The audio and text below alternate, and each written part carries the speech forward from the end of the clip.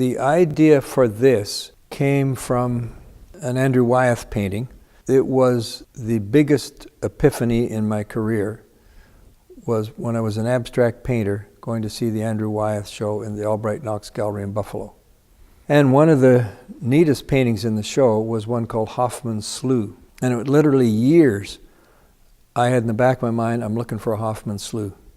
I want to do a painting with Hoffman's Slough. Years and years and years later, we're in Yellowstone Park on a camping trip in the evening, and I looked down at this little piece of river, and there was my Hoffman's Slough. So then I was all set with my landscape, but I wanted something in it. I wanted some wildlife in it. Because a landscape is great, but a landscape with wildlife in it is really great. And so I decided to do trumpeter swans, because they do live in Yellowstone Park. They breed there.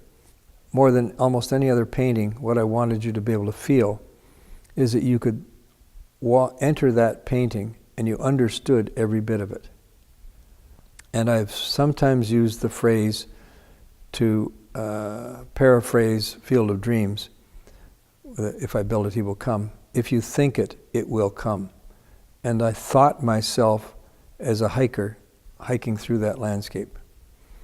And I want you to be able to walk down the slope from the bottom of the picture and walk along the edge of the river, and you're looking for a place to cross.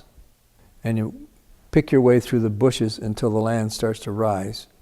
And then you start going through the trees, and there's a little valley coming down to the river there.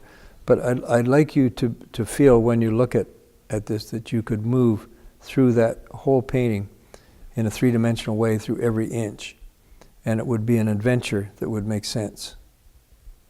So more than any other painting that I've ever done, this is one of the very conscious aspects of this particular one.